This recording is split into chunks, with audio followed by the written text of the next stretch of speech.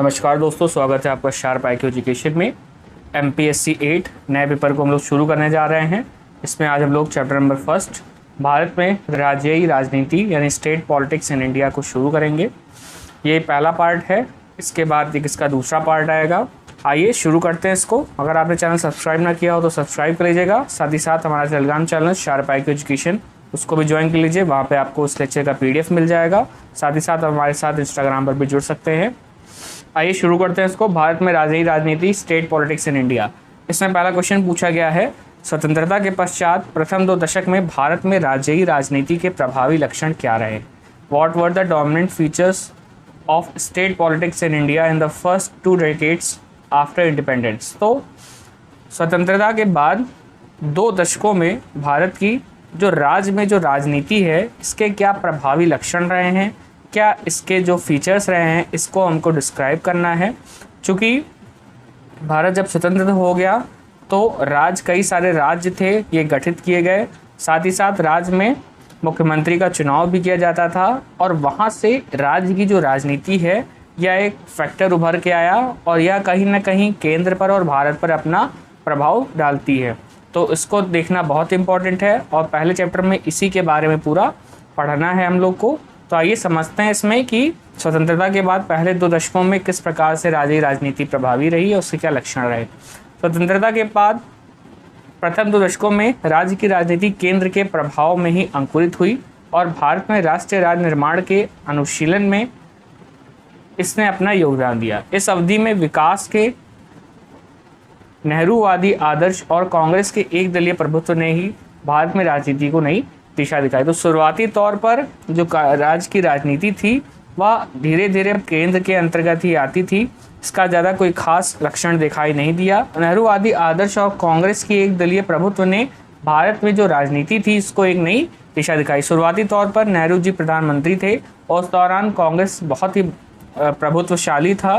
तो इस कारण भारत की जो राजनीति है इसको नई दिशा दिखाने का कार्य नेहरूवादी आदर्श ने किया। इकबाल नारायण एक विचारक हैं, इनके अनुसार नेहरू के जीवन काल में ही भारत ने राज्य आधारित क्षेत्रीय राजनीति में प्रवेश कर लिया था। उनकी मृत्यु के बाद इस प्रक्रिया की तीव्रता प्रदान की गई। तो नेहरू के जीवन काल के समय ही जो भारत है वो राज्य के आधारित जो क्षेत्रीय राजनीति है यानी राज्य की जो राजनीति है यह प्रबल धीरे धीरे होना शुरू हुई और साथ ही जब नेहरू जी की मृत्यु हुई इसके बाद इसने तीव्रता प्रदान की। समझते हैं इसमें क्या लक्षण रहे हैं राज्य की राजनीति के। पहला है उत्तराधिकारियों का चयन और राज। तो भारत में एक स्थिति ऐसी आ गई जब 1964 और 1966 में प्रधानमंत्री का पद रिक्त हो गया। तो उस दौरान जो राजनेता थे यानी कि राज्य में जो नेता होते थे, मुख्यमंत्री और भी स्थानीय नेता, वही सभी बहुत ही ज़्यादा महत्वपूर्ण भूमिका अदा करने लगे। साथ ही साथ जो राज्य की नेता की भूमिका थी वो सबसे ज़्यादा निर्णयकारी साबित हुई। किस दौरान? 1966 के चुनाव के दौरान। तो इसी बात को यहाँ उल्लिखित किया गया है उत्तराधिकारी के चयन के तौर पर। आइए समझते इसमें जब मई 1964 और जनवरी 1966 में प्रधानमंत्री का पद रिक्त हुआ तो नेहरू जी के उत्तराधिकार के चयन में राज्य नेताओं ने अत्यधिक महत्वपूर्ण भूमिका अदा की और 1966 में राज्य नेताओं की भूमिका सर्वाधिक निर्णयकारी थी। तो शुरुआती तौर पर राजनेता की जो भूमिका थी वह धीरे धीरे महत्वपूर्ण होती जा रही थी और यह उभरकर सामने आ रही थी। अगला है राज्य में गुटबंदी। जब नेहरू जी का कार्यकाल समाप्त हो गया तो इस युग में निरंतर असंतोष की भावना की वृद्धि हो रही थी। साथ ही साथ कांग्रेस के पास कोई शिखर व्यक्तित्व नहीं था जो कांग्रेस का नेतृत्व कर सके। इस कारण क्या हुआ कि राज्यों में गुटबंदी अधिक तीव्र हो गई। विभिन्न राज्य में कांग्रेस के एक ही वर्ग ने कांग्रेस के संबंध विच्छेद कर क्षेत्रीय दलों का निर्माण कर लिया। तो कई सारे कांग्रेस के ही आपस में एक ऐसे वर्ग थे जो कांग्रेस से अलग होकर अपनी पार्टी का उन्होंने निर्माण किया, जैसे कि जनता पार्टी राजस्थान में, केरल कांग्रेस केरल में, बंगाल कांग्रेस पश्चिम बंगाल में आदि प्रमुख दल थे। तो यह प्रमुख दल थे। चूंकि कांग्रेस का प्रभुत्व धीरे धीरे कम हो रहा था, उसमें अब एक प्रभुत्व व्यक्तित्व का अभाव था। इस कारण धीरे धीरे कांग्रेस से ही कई सारे दल निकल के अलग होने लगे। तो इस कारण राज्यों में गुटबंदी देखने को मिली।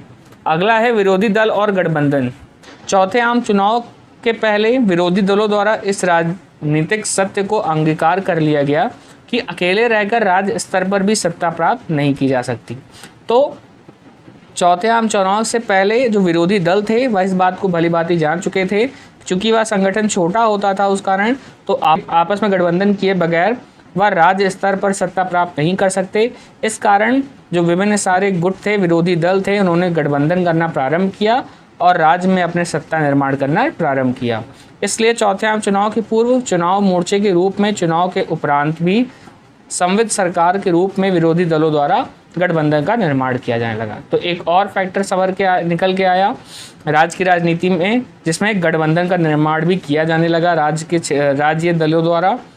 क्षेत्रवाद को समझते हैं। राजनीति में नेहरू जैसे महान व्यक्तित्व के अभाव में और अन्य अनेक कारणों से इस काल में राज्य की जो राजनीति है क्षेत्रतावादी प्रवृत्तियां हावी हो गईं और कुछ राजनीतिज्ञों द्वारा ऐसी असंगत बातें कही जाने लगी जिनका तार्किक परिणति भारतीय संघ से संबंधित विच्छेद होती है। तो क्षेत्रतावादिता यानी कि हम अलग क्षेत्र से आते हैं, हमारा यह अलग क्षेत्र है, हमको पीछे रखा जा रहा है चूँकि हम लोग बैकवर्ड से आते हैं, साथ ही साथ हम अलग हैं, हम दक्षिण से आते हैं, हम साउथ से आते हैं, हम नॉर्थ से आते हैं। तो इस प्रकार से जो क्षेत्रीयवादी प्रवृत्तियां होती हैं यह धीरे धीरे हावी होने लगी। ऐसे भी कई सारी असंगत बातें कही जाने लगी। इन प्रवृत्तियों की प्रबलता तमिलनाडु, पंजाब, असम जैसे राज्यों में परीक्षित हुई। तो इस प्रकार से कुछ ऐसे क्षेत्रीयवादी प्रवृत्तियां भी शामिल हो गई राज्य की राजनीति में। तो इस प्रकार से आपने समझा स्वतंत्रता के बाद के 2 दशकों में राज्य की राजनीति की किस प्रकार से विशेषता सामने उभर के आई। आइए आगे बढ़ते हैं। राज्य राजनीति के प्रभावी होने का एक अन्य परिणाम यह हुआ कि पहले योजना संबंधी कार्यों में योजना आयोग की भूमिका अधिक महत्वपूर्ण होती थी, लेकिन मुख्यमंत्रियों ने इस बात पर बल देना शुरू किया कि योजना संबंधी अंतिम निर्णय उनके द्वारा ही किया जाना चाहिए। तो इस प्रकार जो राज्य के मंत्री होते थे उन्होंने अपना प्रभुत्व दिखाना शुरू किया योजना निर्माण में। चूँकि पहले योजना आयोग की भूमिका होती थी योजना बनाने हेतु, परंतु मुख्यमंत्रियों की यह मांग थी और उन्होंने यह बल देना शुरू किया कि योजना संबंधी निर्णयों में उनको भी शामिल किया जाना चाहिए। 70 के दशक के दौरान राज्य राजनीति की व्याख्या। अब हम लोगों ने स्वतंत्रता के बाद के 2 दशकों में देखा। अब आइए समझते हैं कि 70 के दशक के दौरान राज्य की राजनीति के क्या लक्षण थे, क्या विशेषताएं थी। इस काल में राज्य राजनीति के प्रमुख लक्षण थे। इससे पहला ही समझते हैं, राज्य में कांग्रेस के वर्चस्व का ह्रास होने लगा। तो 70 के दशक के पहले के दौरान जो राज्य थे उसमें कांग्रेस दल का वर्चस्व होता था, लेकिन चौथे आम चुनाव के बाद राज्यों की जो सत्ता थी इस पर जो कांग्रेस का एकाधिकार था वह समाप्त होने लगा। चूँकि कांग्रेस 17 में से 8 राज्यों में बहुमत प्राप्त नहीं कर पाई और यह जो क्षेत्र थे ये थे बिहार, केरल, मद्रास, उड़ीसा, पंजाब, राजस्थान, उत्तर प्रदेश और पश्चिम बंगाल। इसलिए जो कांग्रेस का प्रभुत्व था वो धीरे धीरे कम होने लगा।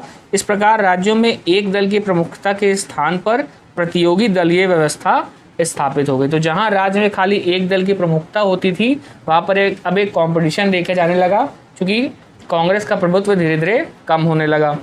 डॉक्टर सुभाष कश्यप के शब्दों में इस काल राज्य की राजनीति का सबसे प्रमुख लक्षण है कांग्रेस की शक्ति का ह्रास और गैर कांग्रेसी दलों की बढ़ती हुई शक्ति। तो इस काल के दौरान यह देखा जाने लगा कि जो राज्य की राजनीति का सबसे महत्वपूर्ण जो लक्षण है वो कांग्रेस की शक्ति का कम होना, साथ ही साथ गैर कांग्रेसी जो कांग्रेस दलीय नहीं होती थी, गैर कांग्रेसी दल होते थे, उनकी शक्ति में धीरे धीरे बढ़ोतरी होने लगी।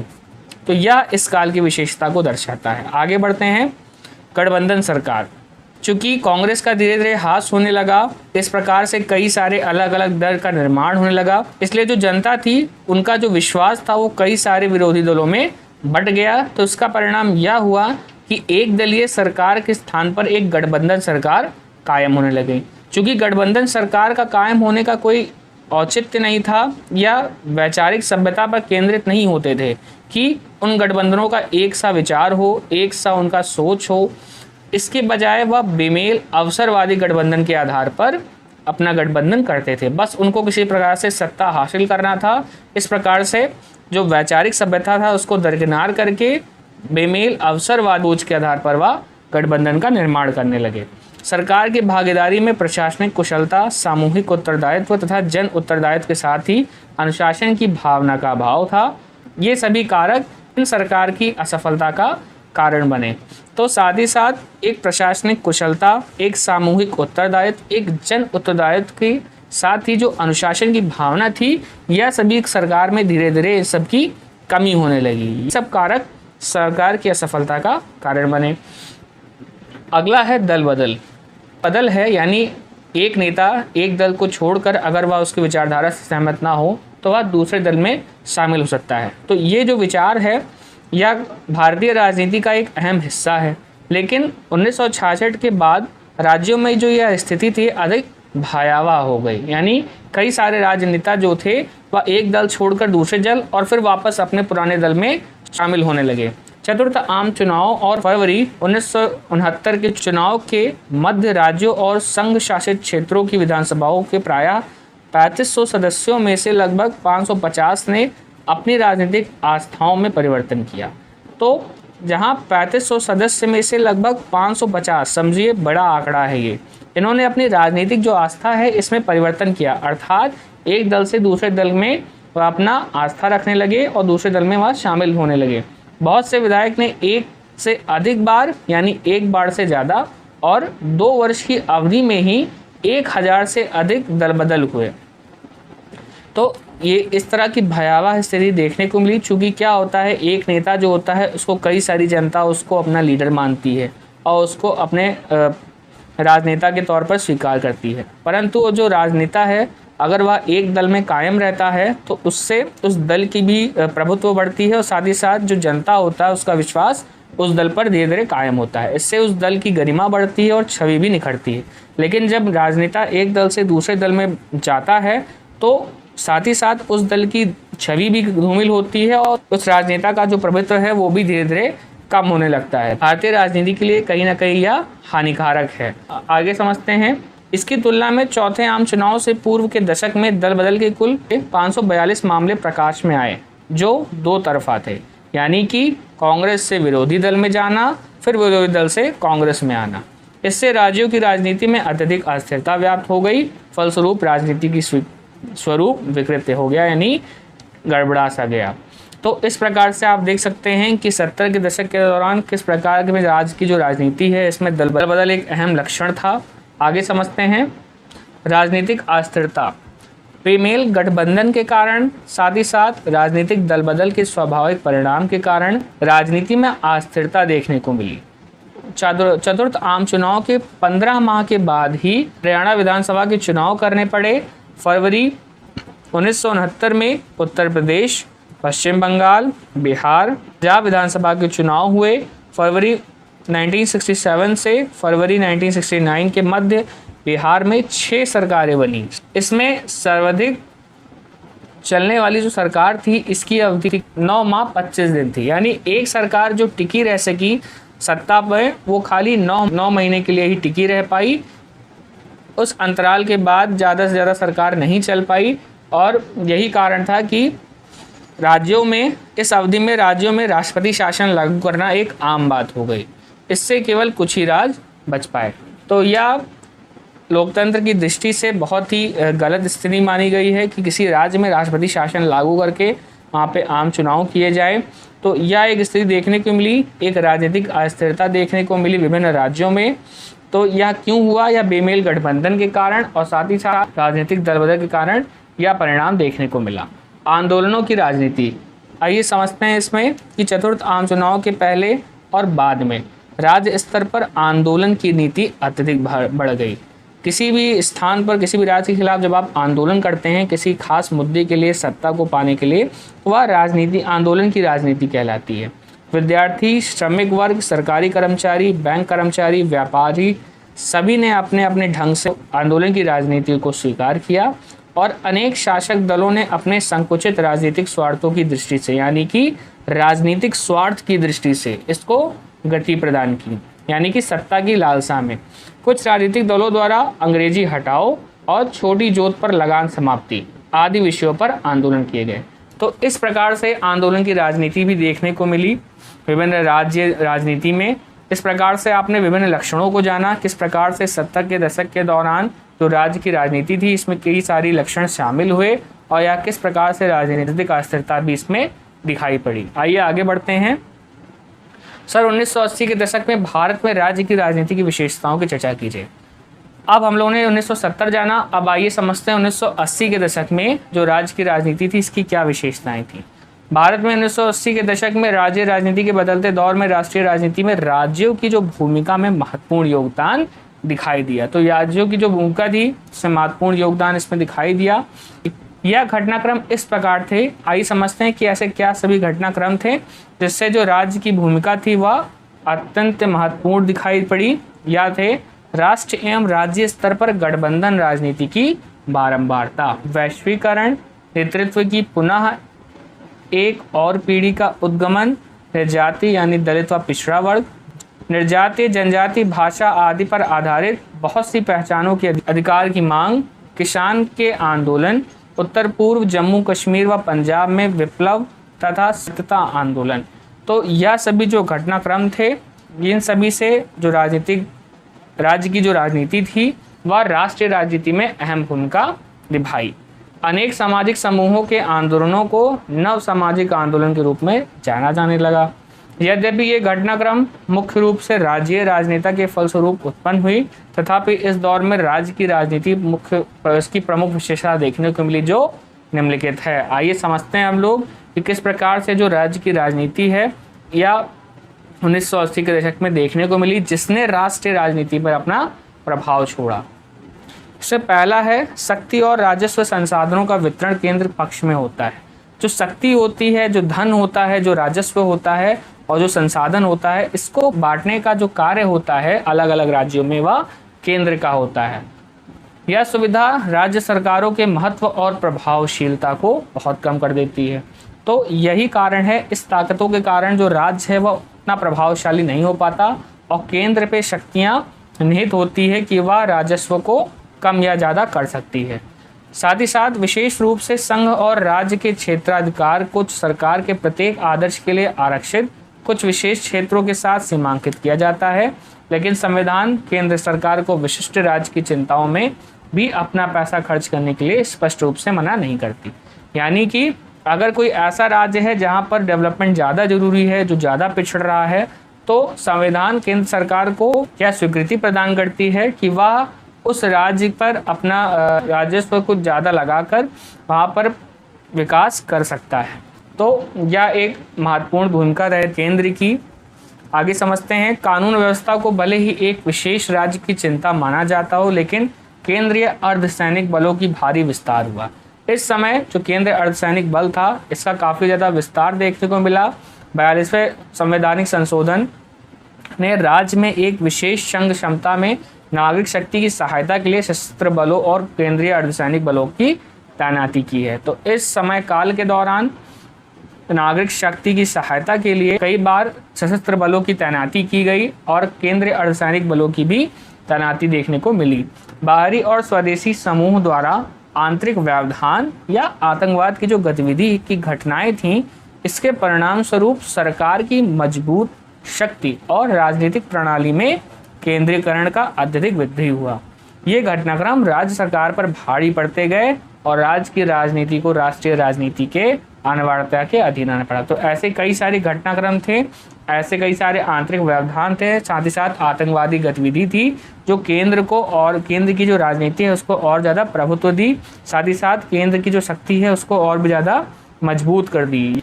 ये सभी घटनाक्रम के कारण ही जो राज्य सरकार पर केंद्र सरकार भारी पड़ने लगी और जो राज्य की राजनीति थी वो राष्ट्र की राजनीति के अधीन आने लगी। चूंकि बार बार ये घटनाक्रम ना हो या सभी घटना दोबारा स्थापित ना हो, इसलिए केंद्र पे विश्वास जताते हुए केंद्र की शक्ति को या मजबूत करती गई। आगे बढ़ते हैं। इस दौर में दलितों व पिछड़ों वर्ग का अधिकार मांगों ने केवल पहले दक्षिण में इसी प्रकार के दावों वाली राजनीति में इजाफा किया। भाजपा के रूप में उत्तर भारत में दलितों के, बिहार उत्तर प्रदेश में जनता दल के विभिन्न अवतरणों के रूप में पिछड़े वर्गों के और विभिन्न जातियों के साथ साथ धर्म से जुड़े गैर पार्टी मोर्चों के राजनीतिकरण ने भारत में राज्यीय राजनीति को नया आयाम प्रदान किया।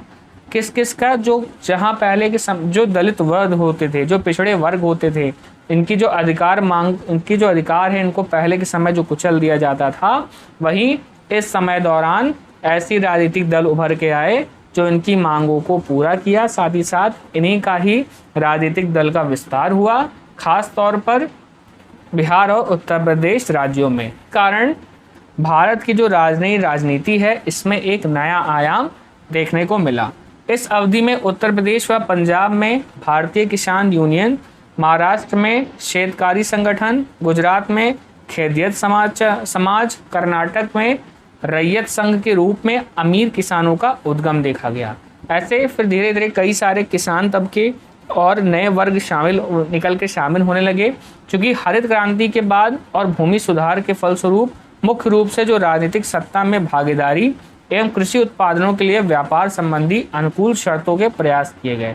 तो ऐसे कई सारे अमीर किसान थे, साथ ही साथ और भी ऐसे किसान यूनियंस थे जिन्होंने यह निकलकर सामने आने लगे समय के दौरान, और इन्होंने अपनी अनुकूल शर्तें रखी राजनीतिक सत्ता में भागीदारी के लिए और कृषि उत्पादन के लिए। नए सामाजिक बलों ने विभिन्न राज्यों में बहुविध मांगे उठाई, यानी बहुत सारे मांगे उठाई।